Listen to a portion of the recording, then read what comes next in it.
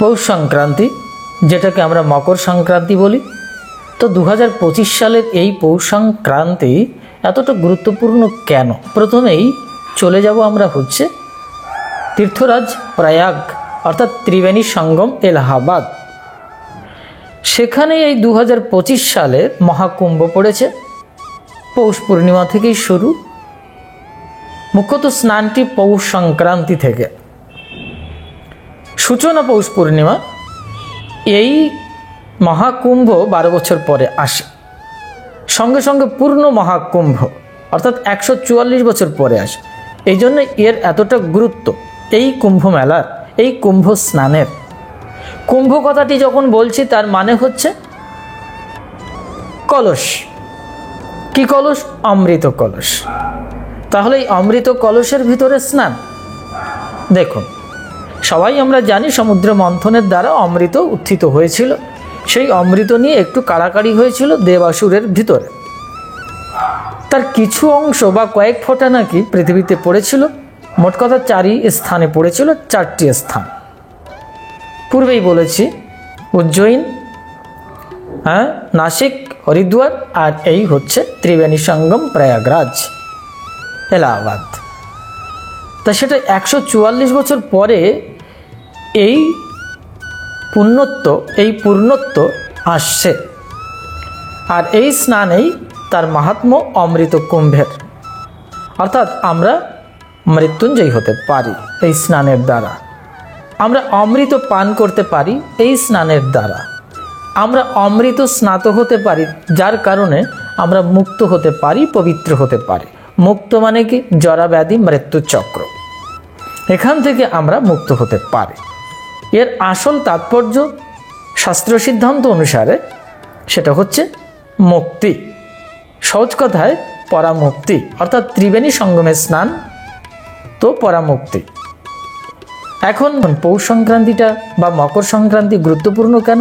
তার কারণ হচ্ছে জ্যোতিষ শাস্ত্র অনুসারে জানা যায়, বা আমাদের জ্যোতির্বিজ্ঞান তত্ত্ব যেটা বলছে, সূর্য এই সময় মকর রাশিতে প্রবেশ করে। অর্থাৎ সূর্যের আধিপত্যতা, একছত্র অধিকার। চন্দ্র, সূর্য, পৃথিবী, বিভিন্ন গ্রহ নক্ষত্রের খেলা চলে আমাদের শরীরে, আমাদের পৃথিবীতে। তাদের যে ঘূর্ণায়মান পদ্ধতি, গতিবিধি এবং তাদের যে কণা, রশ্মি, তাদের যে ভাইব্রেশন, সব কিছু একে অপরের সাথে এক অদ্ভুত প্রক্রিয়ায় এই কসমিক জগৎ চলছে। তার ভেতরে আপনি আমি রয়েছি, অবশ্যই আমাদের উপরে প্রভাব পড়তে পারে। এটি একটি সূক্ষ্ম বিজ্ঞান। যারা জানেন তারা সেটাকে বলেন জ্যোতিষ শাস্ত্র। যারা একটু প্র্যাকটিক্যাল বোঝার চেষ্টা করেন সেটাকে তারা বলেন জ্যোতির্বিজ্ঞান। সুতরাং এই যে মকর সংক্রান্তি, এই মকর সংক্রান্তি 2025 সালে পড়ল এবং তা পূর্ণিমার পরের দিন। এটাই হয়, পৌষ মাস শেষ হয়ে গেছে, পৌষ সংক্রান্তি। অর্থাৎ আপনি যা এতদিন ফসল আদি লাগিয়েছিলেন সেগুলো কর্তন করে একটি অন্তিম অবস্থায় চলে এসেছেন। তারপরে আপনি সেগুলোকে খাবেন আপনার জীবনের বেঁচে থাকার জন্য, আপনার জীবনকে অমৃত করবার জন্য। এই জন্য এখানে চাল, গুড়, পিঠে আদি বিভিন্ন রকমের ফরমাশ থাকে। পায়েস, মিষ্টান্ন আদি, নবান্ন আদি অনেক কিছুই। এইগুলো লোক সংস্কৃতিতে বহু বছর ধরে চলে আসছে। এক প্রকার বলতে পারি এটা হচ্ছে ভারতবর্ষের প্রাচীন সভ্যতা, যা আজও পালিত হচ্ছে। এখন এই মকর সংক্রান্তিতে বিশেষ কয়েকটি জিনিস করলে সাইন্টিফিক্যালি আমরা যেটা বুঝি বা পৌরাণিক শাস্ত্র অনুসারে যেটাকে সিদ্ধান্ত দিয়েছে, সেগুলো করলে আমাদের উপরে একটি প্রভাব পড়ে। ধরুন, পৌষ সংক্রান্তির প্রথমেই কি করবেন? যারা কুম্ভে যেতে পারছেন না, কুম্ভ মেলায় স্নান করতে পারছেন না, তারা কি করবেন? তারা অবশ্যই গঙ্গা স্নান করে নিন। যদি গঙ্গাসাগরে যান বেটার, কুম্ভ স্নান হয়ে যাবে। যদি প্রয়াগরাজে না যেতে পারেন, অ্যাকচুয়ালি যেখানে যেখানে গঙ্গা আছে আশেপাশে, সেখানে গিয়ে অন্তত স্নান করার চেষ্টা করুন। তাতেও পুণ্য স্নান, তাতেও পুণ্যত্ব মিলবে। তাতেও পূর্ণ কুম্ভে অবশ্যই আংশিক পুণ্য থাকলেও থাকবে, এটা আশা করা যায়। কারণ গঙ্গার সাথে সংশ্লিষ্ট ত্রিবেণী সঙ্গম, গঙ্গা, যমুনা, সরস্বতী। মুখ্যত 7 নদী, কাবেরী নদী, সিন্ধু নদী, যেখানেই পান সেখানেই স্নান করে নেবেন, তাতেই পুণ্যত্ব আসবে, কোনো অসুবিধা নেই। এবার বিষয়বস্তু হচ্ছে স্নান করলাম, সঙ্গে সঙ্গে আর কিছু করার আবশ্যকতা আছে? হ্যাঁ, অনেকে বলেন বা জ্যোতিষশাস্ত্র বলছে বা আমাদের শাস্ত্রে যেটা বলছে সেটা হচ্ছে স্নানের প্রথমেই যখন আপনি যাচ্ছেন তো দুটো জিনিস অবশ্য করবেন। একটি হচ্ছে সূর্য প্রণাম, সূর্যকে জল দান, তর্পণা আদি, এগুলো অবশ্যই করবেন। অনেকে তর্পণা বিশ্বাস করেন না, শ্রাদ্ধ তর্পণা আদিতে বিশ্বাস করেন না, এগুলো নাকি সাধারণ লোকসংস্কৃতি।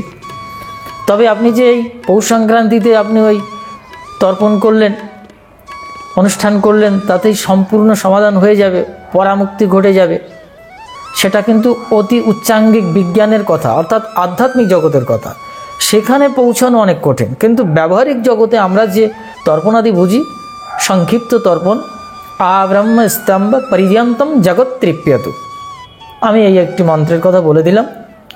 যারা কিছুই জানেন না তারাও অন্তত গঙ্গা স্নানে বা প্রয়াগে গিয়ে বা গঙ্গা সাগর মেলাতে গিয়ে বা পৌষ সংক্রান্তির দিন যদি কোনো নদীতে না যেতে পারেন, অন্তত পক্ষে বাড়িতে একটি স্নানের স্থান, যেখানে সাধারণ পুকুরও হতে পারে, সেখানে পুকুর পাড়ে গিয়ে এই মন্ত্রটি সংক্ষেপে যেটা বলেছে আব্রহ্ম স্তম্ভে পর্যন্তম জগৎ তৃপ্যতু, 3 বার জল দান করবেন। 3 বার বলবেন, হাতে জল নিয়ে এই মন্ত্রটি বলবেন আর অর্পণ করবেন 3 বার। এটাকে সাধারণ তর্পণ বলা হয়। এতেও আব্রহ্ম থেকে এই জগৎ পর্যন্ত সব আপনার মুক্ত হয়ে যাবে। অর্থাৎ কি জানেন কি না, সূর্যের আধিপত্যতা থাকার কারণে সূর্য রশ্মি কণার সঙ্গে, সূর্য দেবতার সঙ্গে আমাদের কিন্তু একটি পূর্বতন পুরুষদের সম্পর্ক আছে এবং বর্তমান যে পুরুষগণ অর্থাৎ সৃষ্টি, তার সাথে সম্পর্ক রয়েছে। এই জন্য যারা আমাদের পূর্ববংশীয় মৃত্যুবরণ করেছেন, চলে গেছেন, সবাই মুক্ত হয়েছে এটা বলা যায় না। তাদের সংস্কার অনুসারে এক একটি প্ল্যানেটে, এক একটি গ্রহ নক্ষত্রে বা এক এক লোকে তারা গমন করেছেন, কিন্তু পরামুক্তি আসেনি, কারণ তাদের টেম্পটেশন, প্রলোভন রয়ে গেছে বা পৃথিবীতে জন্ম নিয়েছে, কিন্তু তাদের ভোগাকাঙ্ক্ষা ছিল, সেটা এখনও চলছে বা এমনও হয়েছে অনেকে হয়তো জন্মই নেয়নি বা জন্ম নেওয়ার পরেও তার পূর্ণত্ব আসেনি, তার সেই টেম্পটেশন, প্রলোভন রয়ে গেছে। অর্থাৎ পূর্বতন পুরুষের মোট কথা অনেকেই থাকেন যাদের পরামুক্তি হয়নি, ফলে বর্তমান বংশের ভেতর থেকে অনেকের উপরে সেই প্রভাব পড়ে।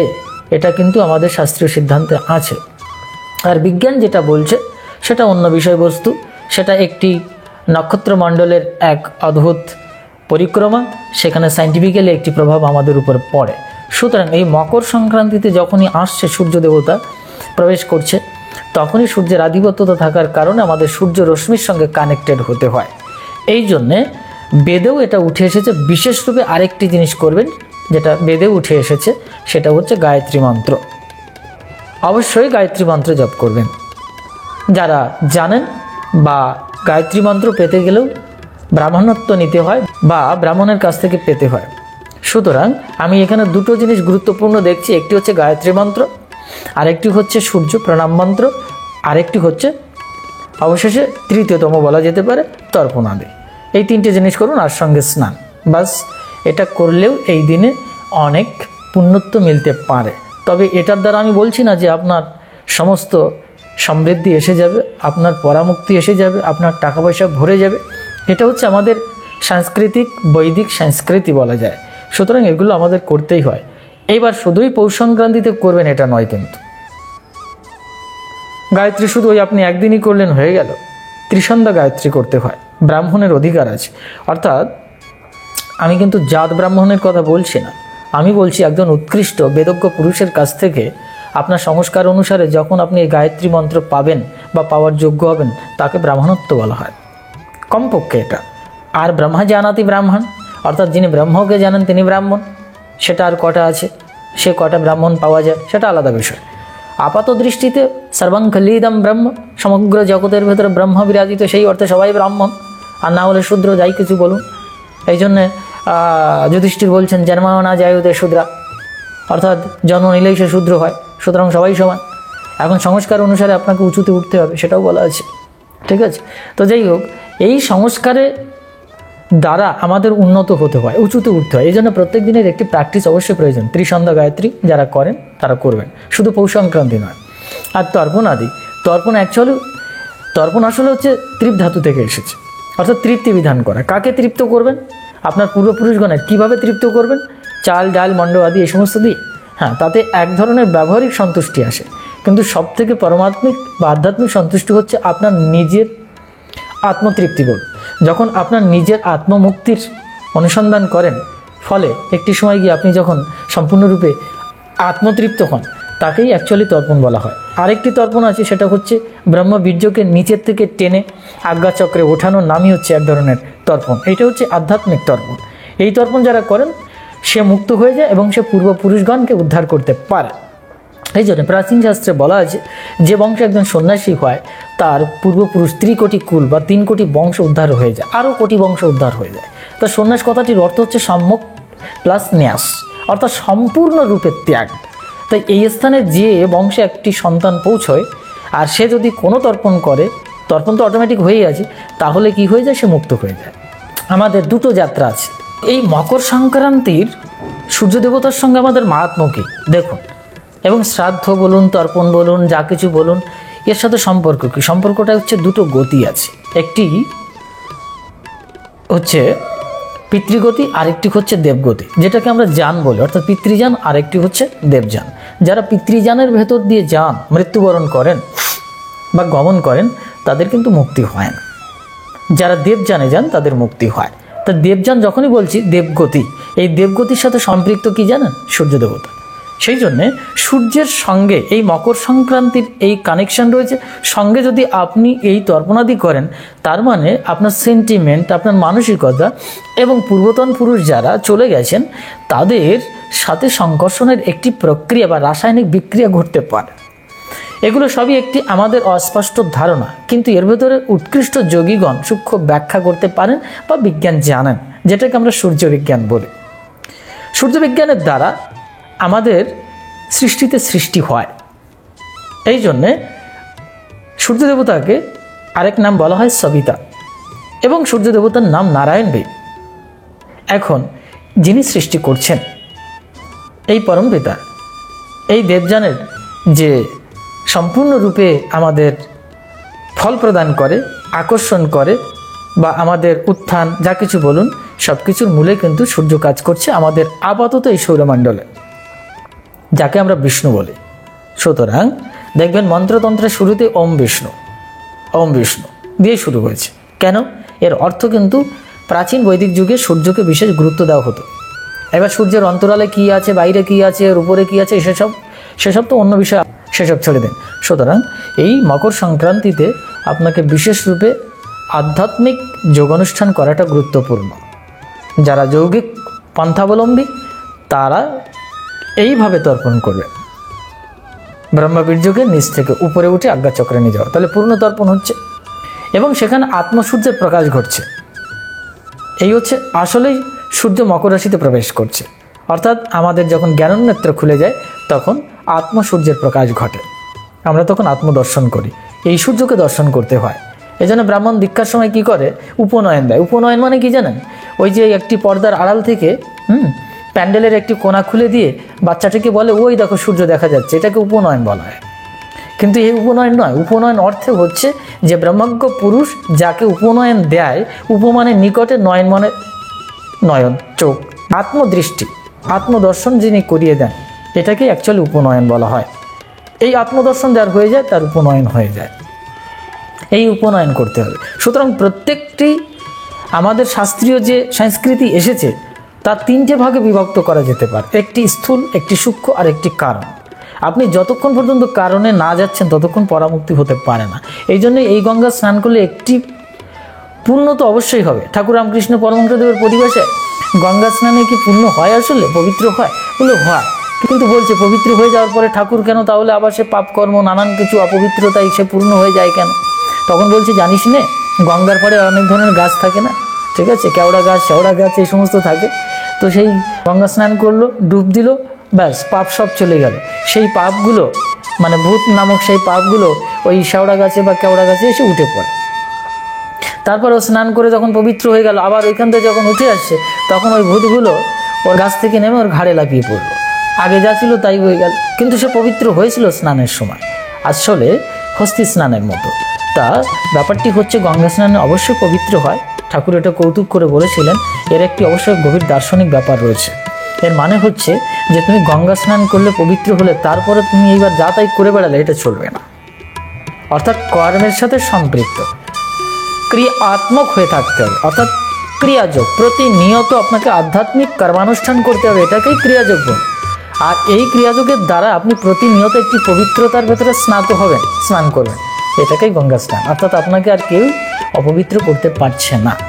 এটা অভ্যেসের দ্বারা একটি সময় গিয়ে যখন আপনি এই ত্রিবেণী সঙ্গম অর্থাৎ আজ্ঞা চক্রের 3 নারী মিলেছে, গঙ্গা, যমুনা, সরস্বতী, এর মানে হচ্ছে ইড়া, পিঙ্গলা এবং সুষুম্না, 3 নারী নিচের থেকে উত্থিত হয়ে এখানে এসে মিলেছে। সুষুম্না আসলে সূক্ষ্ম নারী, এই জন্যে ত্রিবেণীতে কিন্তু সরস্বতী নারীকে দেখা যায় না, অর্থাৎ সরস্বতী নদীকে দেখা যায় না, এই জন্য বলা হয় অদৃশ্য নদী। এর অর্থ হচ্ছে সুষুম্না একটি কাল্পনিক, এক গভীর বিজ্ঞানের জিনিস, নারী বা নদী, সেটাকে দেখা যায় না, ওটাকে জাগ্রত করতে হয়, অতি সূক্ষ্ম স্তর। ওই নারীর ভিতরে আবার ব্রহ্ম নারী আছে, বিদ্যুৎ বর্ণা নারী আছে, চিত্রাণী নারী আছে, অনেক নারী আছে। এইগুলো ওপেন করে গিয়ে যখন ব্রহ্ম নারীতে যায়, বিদ্যুৎ বর্ণা নারীতে পৌঁছায়, তখন জীবের পরামুক্তি হয়। ওই রশ্মি ধরে, ওই সূর্য রশ্মি ধরে যিনি উপরে উঠে যাচ্ছেন, তার পরামুক্তি হয়।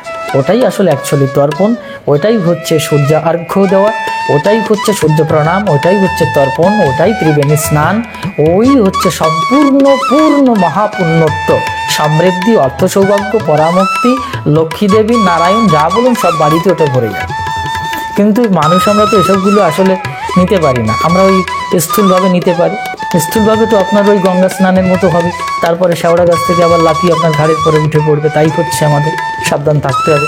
শুধু ব্যবহারিক বিষয়টি গুরুত্বপূর্ণ নয়, আধ্যাত্মিক বিষয়টি নিতে হবে, কারণ ব্যাপার।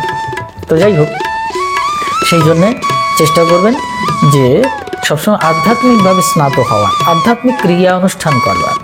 শুধু ব্যবহারিকভাবে আপনি পুতুলকে ভগবান ভেবে ফেলবেন না, প্রতিমাকে শুধু ভগবান ভেবে ফেলবেন না, কারণ ভগবানের অস্তিত্ব এরকম নয়, কিন্তু তিনি ব্যষ্টিতে আসেন। এই জন্য আমাদের ব্যবহারিক জগতের মাধ্যম দিয়ে আমরা আধ্যাত্মিক জগতের পৌঁছাতে, আধ্যাত্মিক জগতের রহস্য উদ্ঘাটন করতে পারি। এই আপাতত যে সূর্যকে কেন্দ্রায়িত করে যে সমস্ত অনুষ্ঠান আদি করছি, মকর সংক্রান্তি থেকে শুরু করে, সেগুলো করলেও কাজ হবে, কিন্তু আপনাকে আধ্যাত্মিক জগতে পৌঁছাতে হবে।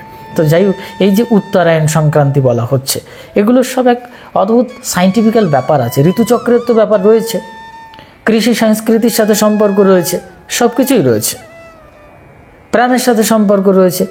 ফলে আমাদেরকে চেষ্টা করতে হবে যে ভৌগোলিক, সামাজিক, পারিবারিক, দৈহিক, মানসিক এবং সর্বোপরি আধ্যাত্মিক ক্রিয়া অনুষ্ঠান করা। এই সব কিছুর সঙ্গে একত্রীকরণ করলে আপনি বুঝবেন যে আপনি পরাজ্ঞানের অধিকারী হয়েছেন, পরাজ্ঞান লাভ করেছেন।